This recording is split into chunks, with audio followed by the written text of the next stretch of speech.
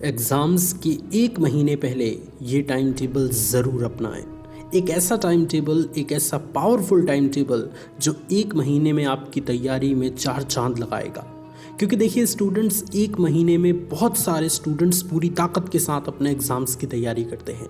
बहुत सारे स्टूडेंट्स आलस में अपना समय व्यतीत करते हैं और बहुत सारे स्टूडेंट्स मीडियम लेवल से अपनी तैयारी करते हैं।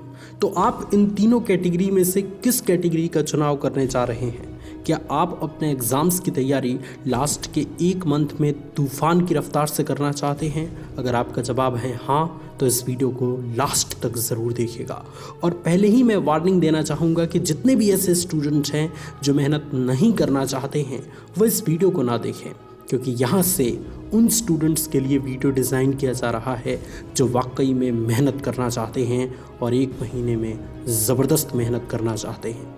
मैं आप सभी स्टूडेंट्स से सबसे पहले यही बता देना चाहता हूँ कि देखिए, एक महीने किसी एक टाइम टेबल को फॉलो ना करिए, क्योंकि आप नहीं जानते स्टूडेंट्स कि वो टाइम टेबल आपको किस तरीके का रिजल्ट देने वाला है।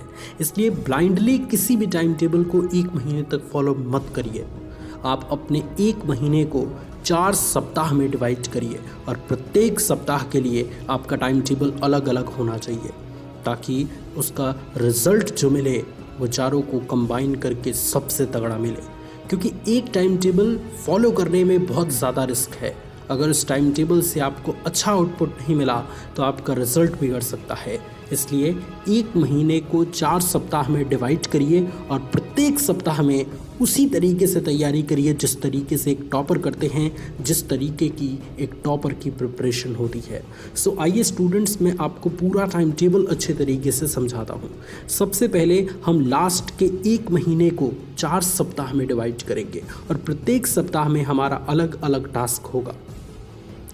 शुरुआत के 2 सप्ताह हम सिलेबस वाइज पढ़ाई करने पर ज़्यादा फोकस करेंगे, चैप्टर वाइज पढ़ाई करने पर ज़्यादा फोकस करेंगे, प्रैक्टिस ज़्यादा करेंगे। और लास्ट के 2 सप्ताह हम model paper, previous year questions paper और लिख के प्रैक्टिस करने पर ज़्यादा फोकस करेंगे। अब आइए एक एक करके मैं प्रत्येक सप्ताह के टाइम टेबल को आपको अच्छे तरीके से समझाता हूँ। सबसे पहले बात करते हैं पहले सप्ताह के बारे में। तो देखिए स्टूडेंट्स, सबसे पहला सप्ताह यानी इस दिन से आपका एग्ज़ाम थोड़ा ज़्यादा दिन बचा हुआ है। तो ऐसी स्थिति में आप जितना ताकत लगाना चाहते हैं शुरुआत में, उतना ताकत आप लगा सकते हैं।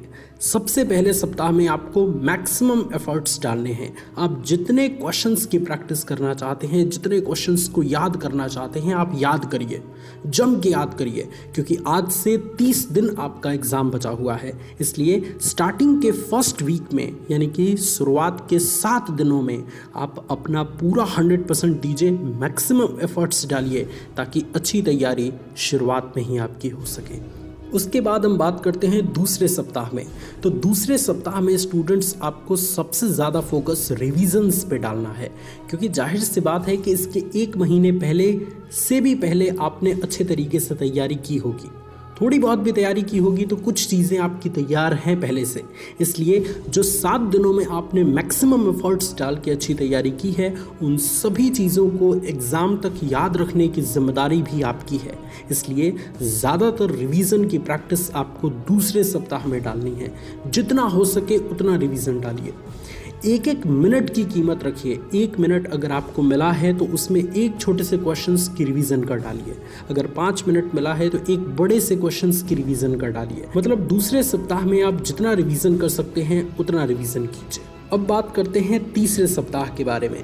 तो तीसरा सप्ताह स्टूडेंट्स आपके लिए one of the most important सप्ताह होने वाला है, क्योंकि इस सप्ताह के ज़रिए ही ये डिसाइड होगा कि आप अपने एग्ज़ाम्स में किस तरीके का परफॉर्मेंस देने वाले हैं। क्योंकि देखिए स्टूडेंट्स, चाहे आप कितना भी अपना मैक्सिमम एफर्ट्स क्यों ना डालें, चाहे आप कितना भी रिवीजन क्यों ना करें, लेकिन at the end of the day अगर एग्ज़ाम की कॉपी में आपका परफॉर्मेंस अच्छा नहीं हुआ तो फिर आपको अच्छा नंबर नहीं मिल सकता। इसलिए 3rd वीक में, यानी तीसरे सप्ताह में, आपको सबसे ज़्यादा लिख के प्रैक्टिस करने पर फोकस करना चाहिए। क्योंकि देखिए, लिख कर प्रैक्टिस करने से आपकी आदत बन जाएगी कॉपी लिखने की, और कॉपी लिखने की आदत बन गई तो आपने अपना मैक्सिमम एफर्ट्स दिया ही है, आपने रिवीजन अच्छे से किया ही है। और अगर आपने उन सभी चीज़ों का, उन सभी क्वेश्चंस के आंसर्स का अच्छे तरीके से आंसर कॉपी में लिख दिया तो आपको नंबर मिलना तय है, आप अच्छा प्रदर्शन कर पाएंगे। और लास्ट में चौथे सप्ताह के बारे में बात करते हैं। ये सप्ताह आपको नंबर बढ़ाने में काफ़ी मदद करेगा। देखिए, एग्ज़ाम्स की तैयारी तो बहुत सारे स्टूडेंट्स करते हैं, पास भी बहुत सारे स्टूडेंट्स हो जाते हैं, लेकिन टॉपर्स वही होते हैं जो चौथे वीक में सीरियस होते हैं। चौथे सप्ताह में जो स्टूडेंट सीरियस हो गया वो एग्ज़ाम्स में बाजी मार जाएगा। और चौथा सप्ताह में आपको सबसे ज़्यादा focus previous year questions paper पर करना है। जितना हो सके इन 7 दिनों में सभी सब्जेक्ट के क्वेश्चंस पेपर की लिख के प्रैक्टिस करिए, ताकि घर पे वो सारी गलतियां आप करें जो एग्जामिनेशंस में आपसे होंगी।